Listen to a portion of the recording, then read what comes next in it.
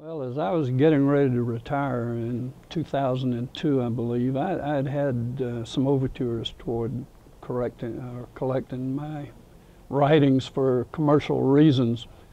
But at that stage of your career, it sort of boils down to an ego thing, and I was far beyond needing an ego boost.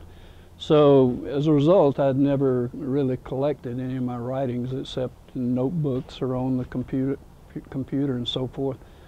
But it occurred as we were brainstorming possibilities for a fundraiser during the fall or winter for Cancer Navigators. One of the many ideas was to compile my writing into book form and offer it not as a commercial venture, but as a reward for donations to Cancer Navigators. In the past, we've done different things, but this was a tangible thank you. A donation to Cancer Navigators is always a gift from the heart. So this book is a thank you back to the heart of those people who have donated to Cancer Navigators. When I started thinking about titles for this book, I must have gone through 50 titles. In the old days, I used to pride that I was a great headline writer and would come up with something catchy. And went through at least 50 titles, and finally I thought I had decided on one, which actually I've already forgotten, but my daughter, who was doing the cover design, said, no, this is not right, and she came up with the idea of Just My Type, 50 years preserved in ink. And since it is basically all columns that have appeared in print, then she came up with a design which is a bunch of my old columns in the background with me sitting there, trying to look as wise as possible. So Just My Type, that play on words, and 50 years preserved in ink seemed to be appropriate. I began to think about how we could organize the book inside. And one thing, most of the people in Rome now are familiar with a sort of a light-hearted approach to my writing. Over the 50 years, I've done some very serious journalism, so the book would have to be a mixture of the light-hearted and the very serious. So I decided to divide the book in sections so that every section would have something serious, even dark, and something funny and lighthearted. The first section is small town life, certainly appropriate for Rome as it was my hometown, LaGrange, the cotton mill village life. Then I wanted to get some of the eccentric type people that I'd met along the way in there. And so there's a section called Life Off the Beaten Path, which is also the title of my column in the Rome News Tribune. And then I wanted to do something. I had the opportunity to meet a lot of celebrities, and also had the opportunity to meet some people who were not all that much fun.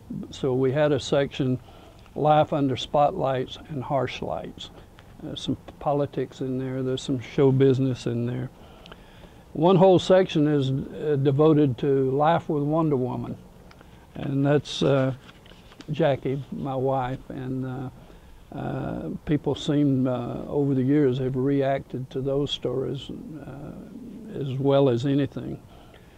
Some of the more serious stuff in the book is in one section that I call Life in Different Colors. It's just exactly what it says. It's between the racial conflicts, but it's also about the instances of love between the races too. So it's something that will not be very pleasant to read, and there'll be some things to say, yeah, that's what life is really all about. And then there's another section called Life Is Not Always Fair. In that section is when I went on this, to live with the homeless on the streets of Atlanta and wrote about that.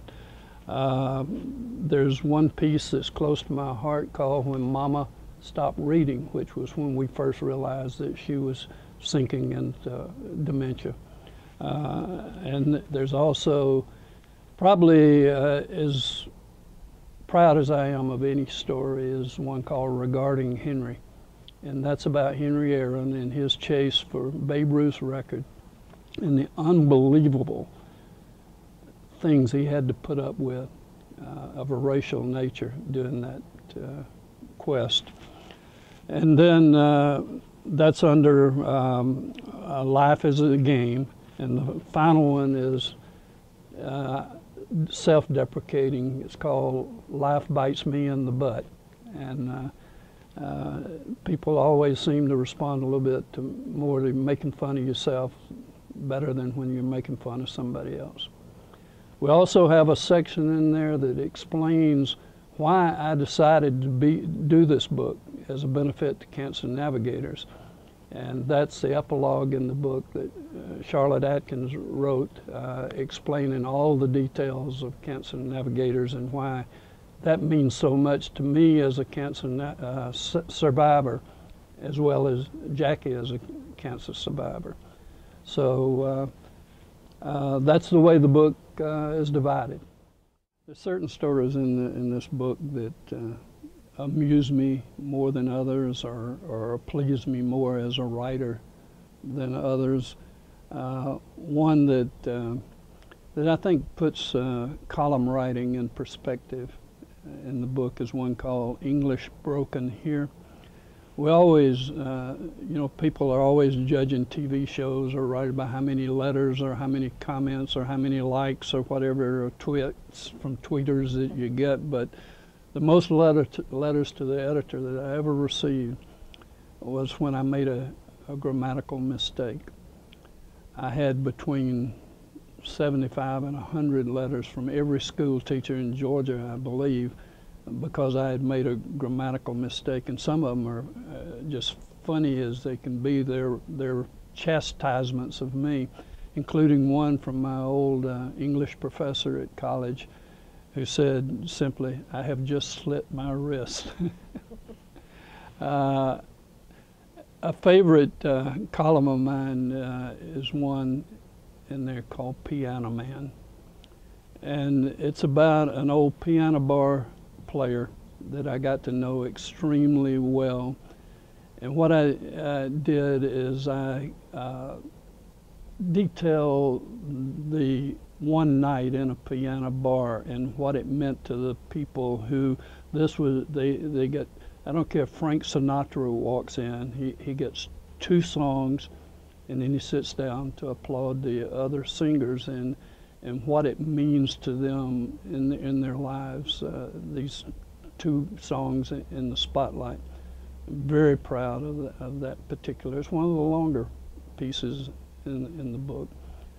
And then there's a lot of little short columns in there that people have come to know, and I'm sure they'll get a kick out of those. I've had one person say in response to the excerpts from the homeless series I did that it had moved them, and that scanning that in the non-edited version of this book when it first came out made them want to read the entire book.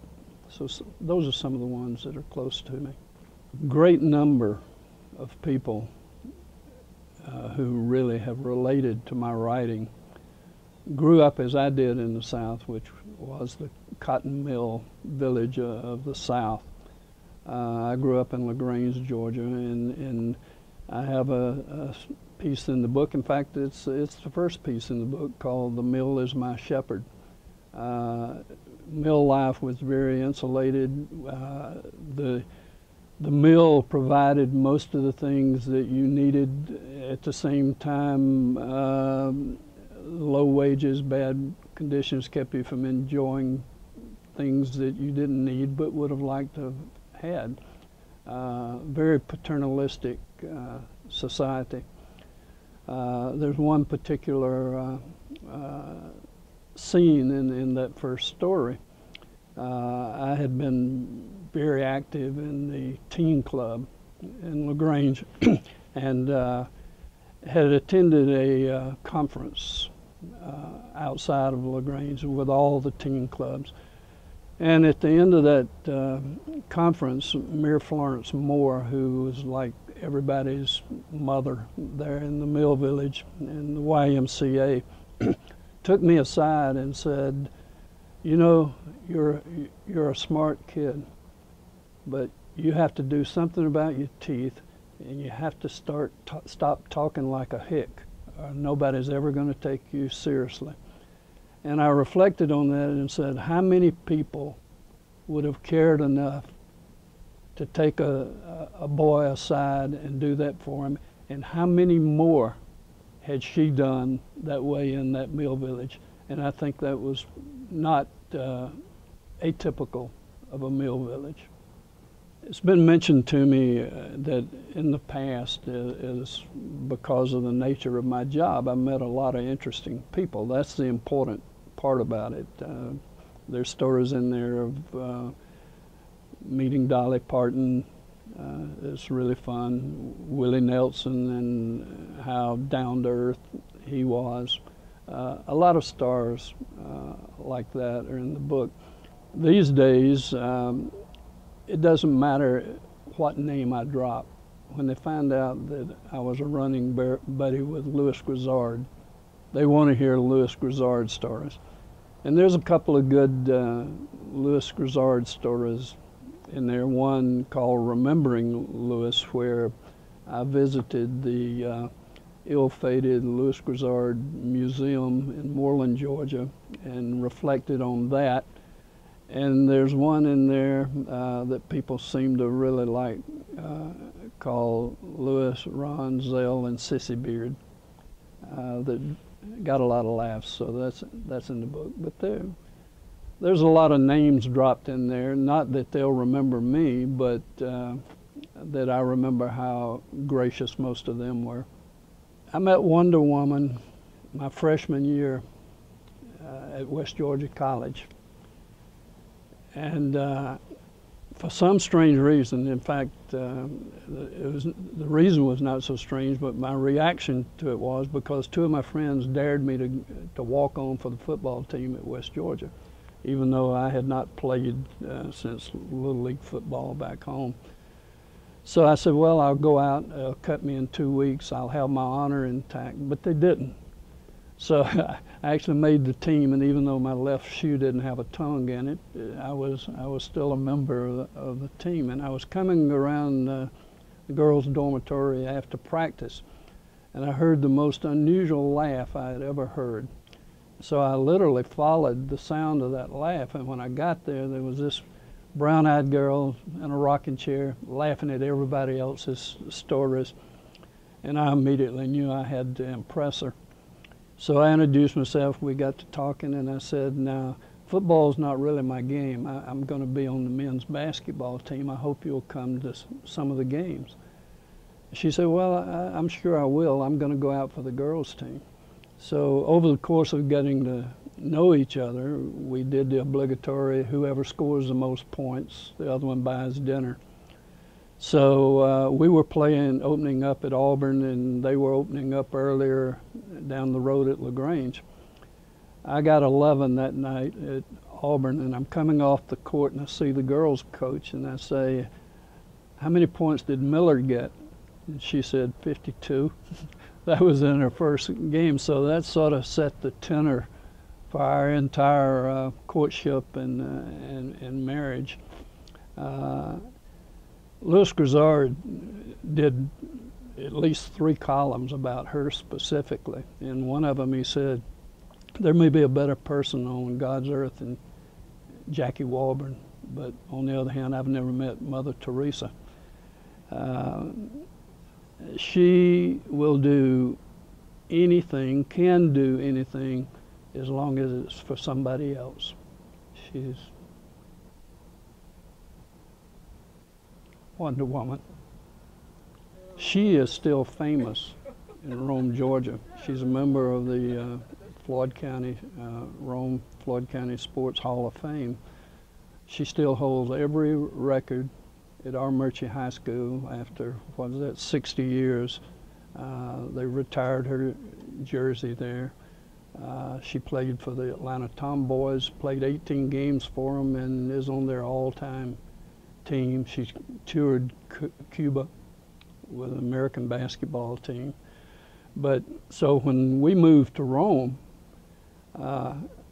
almost without fail, I would be introduced, and this is Jackie Miller's husband. And that still happens. Naturally, you would like to think somebody recognized you. So I was at advanced rehab in Adairsville after some hip surgery, after injuring it in tennis. And a gentleman there kept looking at me, and finally he called Shannon Loy over, who was in charge of advanced rehab, and he said, "Isn't that Lee Walburn over there?" And Shannon said, "It sure is." He said, "You know that's Jackie Miller's husband?" Mama used to say he's really bad to cry. And that's true. Sometimes, like, first of all, I had to make a speech when my old basketball coach retired in LaGrange. We had 2,000 people there. And I started talking, and right in the middle of it, I told about this small little wonderful favor he had done for me. And I started crying. I couldn't stop. 2,000 people started crying. They couldn't stop. Later, I went to an event in Tallapoosa, and one of my old classmates at West Georgia saw me, and he came over. He said, "I have to tell you something." Said, "The other night I was coming from Montgomery and going through LaGrange, and I had my radio on." And said, "I recognized your voice, so I started listening." He said, "Before long, I had to pull over to the side of the road because I was crying so hard I couldn't see the road." But the most embarrassing thing is that West Georgia College had what they call literary night, and they invited in 3 authors, Terry Kay, Bottoms, and 2 others. But anyway, they were to read something from their books. I didn't have a book. I said, "Well, I don't have a book." And they said, "Well, just read one of your stories." So I started reading a column about a dog that had just taken up with us over on the Oostanala. We called him Sambo. We found out his name was just Dog, but everybody was afraid of him. Wouldn't anybody come along? But long story short, he adopted us. He would get in the inner tubes and float to Oostanala with us and so forth. And he struck up a romance with Miss Puppy, and she would also float with us. And a big bull mastiff came and challenged his affections with Miss Puppy. The mastiff won the fight, but Sambo walked off with Miss Puppy. And long and short of the story is that Sambo didn't make it. He got hit by a car. I got into that column. I started squalling. Everybody in the literary society started squalling.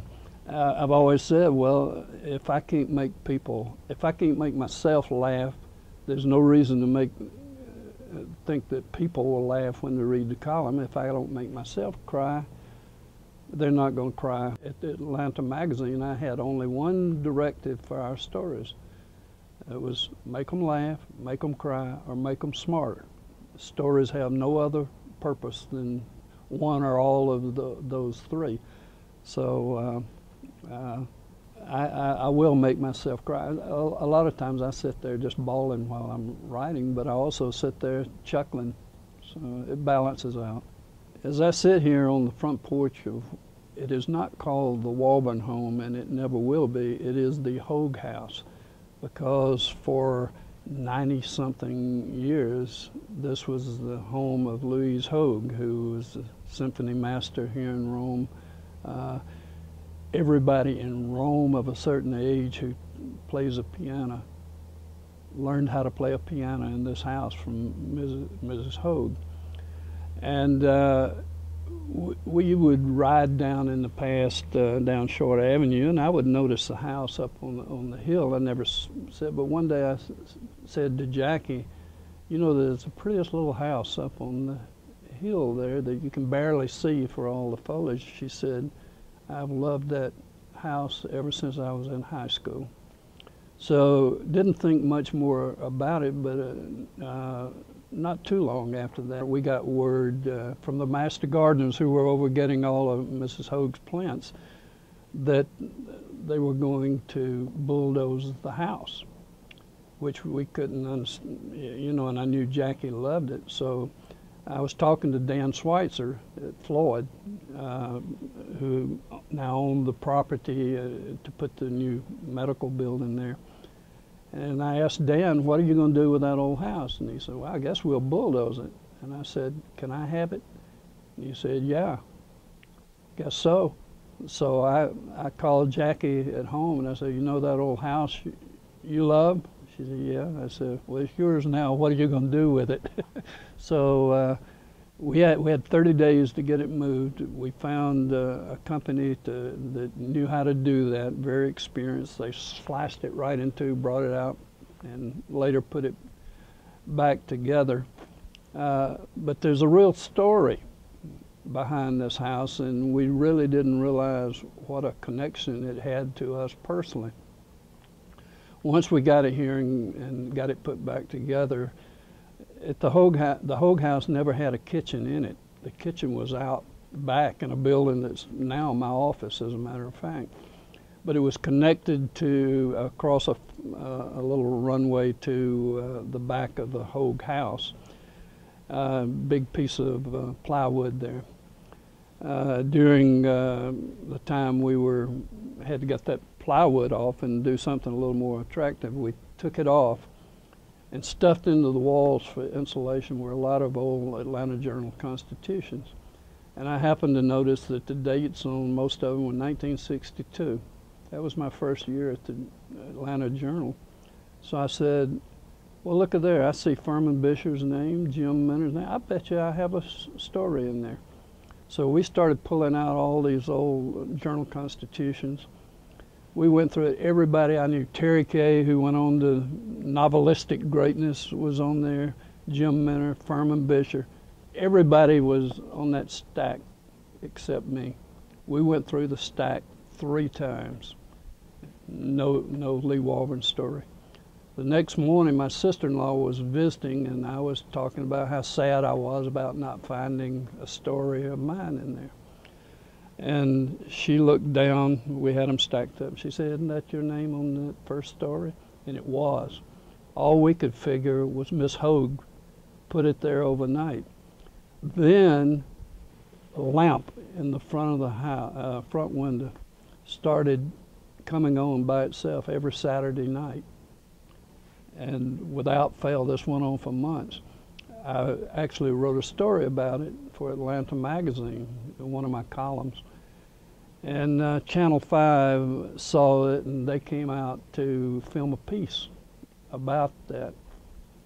After the piece ran on Channel 5, the lamp has never come on again.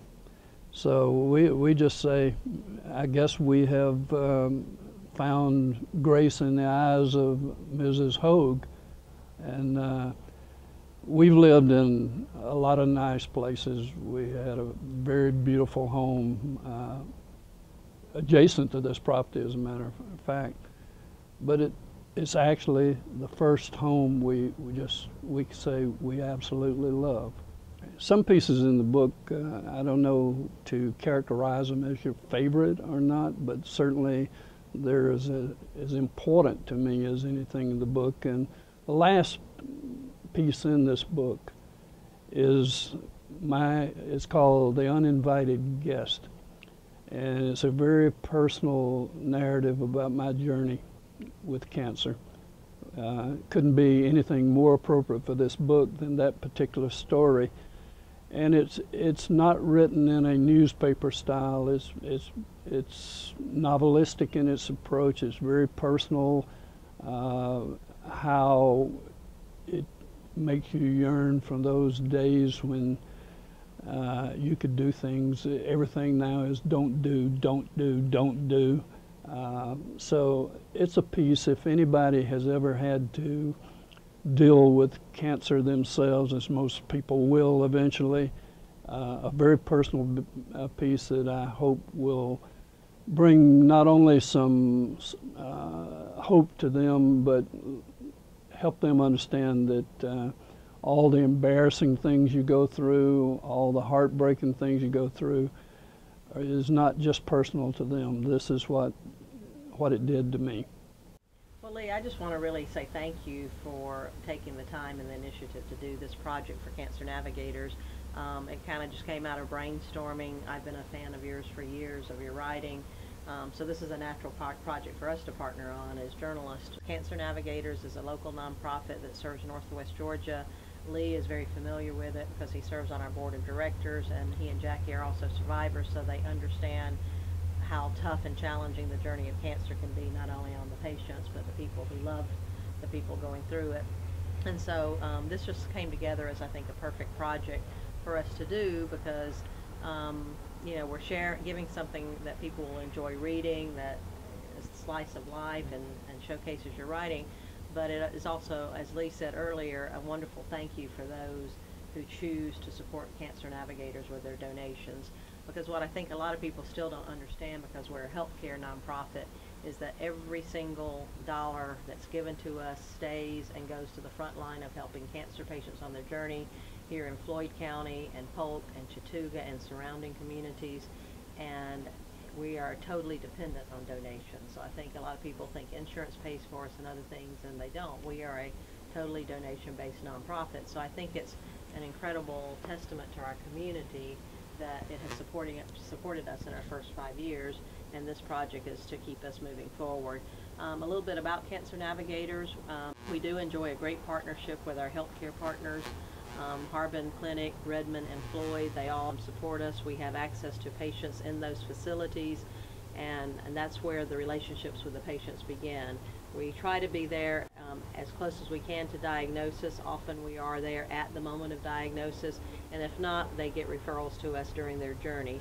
We have nurses who help with the clinical medical piece of the journey. They guide the people through the medical system.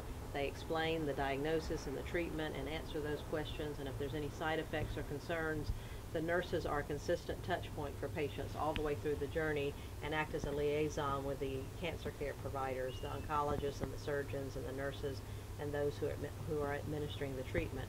And then our service navigators help connect people to resources, because cancer happens on top of whatever else is going on in life. You know, people lose jobs, or they have jobs where they can't afford, you know, to pay huge medical bills. Sometimes they're hungry and they don't even know where food's coming from, much less medicine. Sometimes they have other means, but they can't get to their cancer treatment just because they don't have a car, or gas costs are prohibitive. So we do a needs assessment on each patient, and whatever they need to get through this journey and reduce the stress, we try to make that happen with the resources that are available. We partner with a lot of other local nonprofits, whether it's the Rome Action Ministries Food Pantry, the Salvation Army. There are a lot of other folks doing great work, and they are our partners in this mission. We also offer counseling services, because cancer packs an emotional wallet with it, and so the counseling services help not only cancer patients but the caregivers and loved ones. And then we also offer education navigation. We have sustainable wellness programs that equip patients and their loved one with the tools to navigate this journey, and again, to go into sustainable wellness after treatment. We have renewal retreats, because sometimes it's good just to get away for a weekend and forget about life and forget about cancer and just renew and take care of yourself. And then we have other programs like caring for the caregivers. So our goal is to just take care of cancer patients, body, mind, and spirit, and help reduce the stress on their journey, so that the medicine has a better chance of working. And so that's the whole reason we exist. It's customized navigation. It's one-on-one navigation. What you need might be different from what someone else needs. And so some people may need a couple hours with a nurse explaining things, and other people need their hand held during the whole journey. And that we stand ready to navigate people on whatever level they need, so that they can get through this journey with as little stress and as much healing as possible. And so it's we're really passionate about it. Lee's passionate about it, and we're just hoping that this book helps motivate people to make donations to us so that they can get our clever little thank you gift. And the coolest thing is not only are they giving us a gift and cancer patients a gift in getting this book, I think they're getting a real gift. If they're fans of Lee's, then you get it in a big dose, and if you for some reason live under a rock and have never read Lee Walburn, then it's going to be a real treat to expose people to your writing who've never read it. So I think it's exciting on all fronts, and so I can't express how much this really means to me and to the cancer patients we serve. You're touching a lot of lives by doing this. I hope so. I said it's not about the writer and it's not about the book. It's about a cause. And I was on the founding board of this organization, and it bothered me a little bit it bothered me a lot as a newcomer to the Rome community. I was not immersed in the business community and other aspects of life in Rome, that I couldn't make as large a contribution as I would have liked to Cancer Navigators. And when the idea of this book came along, it struck me as finally I can do something beyond just sitting in the board and giving my opinion and showing up at the events and that type of thing. This was a real contribution that I could make, and so it pleases me greatly that this has come to be. Well, we appreciate it very much. Thank you.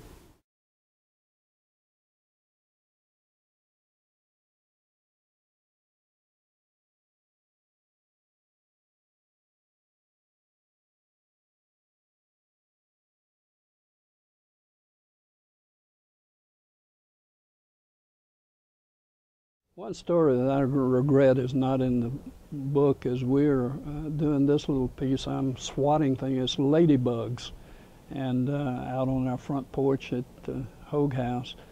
And I did not put the ladybug story in the book, and I sort of regret it because I would like to swat them as I sit here, but they're not in the book.